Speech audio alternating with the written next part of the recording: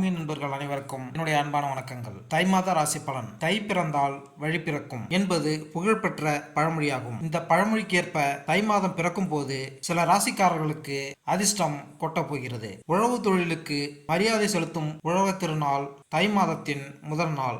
அமாவாசை நாட்களில் பித்ருக்கள் பூஜையை முறையாக செய்து குடும்பத்தில் குழப்பம், சண்டை, வியாதி, வம்ச விருத்தியின்மை போன்றவை ஏற்படும். உலகில் உயிர்கள் பிறக்க காரணமாக இருப்பது சூரிய ஒளி என்பதால் இந்தியாவில் பெரும்பாலான விரதங்கள், பண்டிகைகள், விசேஷங்கள் சூரியனின் மையமாக வைத்து கொண்டாடப்படுகிறது. அதாவது சூரிய பகவான் தனுசு ராசியிலிருந்து மகர ராசிக்கு பெயர்ச்சியாகக்கூடிய மகர சங்கராந்தி ஜனவரி 15ஆம் தேதி, அதாவது தை மாதம் தொடங்க உள்ளது. சூரியனின் ராசி மாற்றத்தால் சிறப்பான பலன்களை பெறக்கூடிய ராசிகள் அல்லது ராசிக்காரர்கள் யார் என்பதை இங்கு பார்ப்போம். சூரிய பகவான் தன்னுடைய மகனான சனி பகவானின் வீடான மகர ராசியில் சஞ்சாரம் செய்ய உள்ளார். மகர சங்கராந்தியான தை மாதத்தின் 12 ராசிகளின் வாழ்க்கையிலும் சாதகமான தாக்கத்தினை ஏற்படுத்தும். கிரகங்களின் ராஜாவாகவும் ஆத்மகாரனான சூரிய பகவான் ஜனவரி 15ஆம் தேதி மதியம் 2:32 மணியளவில் மகரத்தில்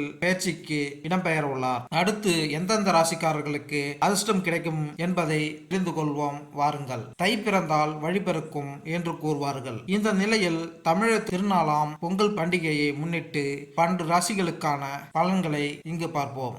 சிம்மராசி. எனது அன்பான சிம்மராசி அன்பர்களே, உங்களுடைய ராசிக்கு 2ஆம் இடத்தில் கேது, 8ஆம் இடத்தில் ராகு, 9ஆம் இடத்தில் குரு, 6ஆம் இடத்தில் சூரியன் என்று மிகப்பெரிய ராஜ கிரகங்கள் நல்ல இடங்களை ஆக்கிரமித்தாலும் 6இல் இருக்கும் சூரியன் உங்களுக்கு சற்று எதிர்பாராத பணவரவை கொண்டு வருவார். குறிப்பாக அரசு தேர்வு எழுதி வேலைக்காக காத்திருப்போர் இல்லத்திற்கு நல்ல செய்தி வரும். அரசு சார்ந்த காரியங்கள் உங்களுக்கு லாபகரமாக முடியும். எத்தனை பெரிய இன்னல்கள் வந்தாலும் அதை எளிதில் சமாளிக்க கூடிய ஆற்றல் பிறக்கும்.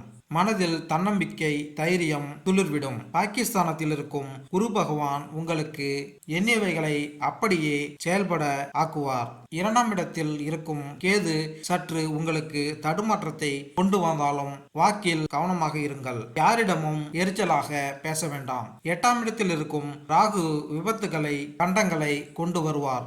ஆனால் பாகிஸ்தானத்தில் அமர்ந்திருக்கும் குருவால் அப்படி ஒன்றும் பெரிய விபத்துகள், கண்டங்கள் நேரிடாது. தை பிறந்தால் வழி பிறக்கும் என்று பெரியோர்களின் கூற்றுப்படி உங்களுக்கு இந்த மாதம் வழி பிறக்கும் மாதமாக அமையும். மேலும் இந்த வீடியோ உங்களுக்கு பிடித்திருந்தால் லைக் பண்ணுங்க, கமெண்ட் பண்ணுங்க, மறக்காம சப்ஸ்கிரைப் பண்ணுங்க. நன்றி, வணக்கம்.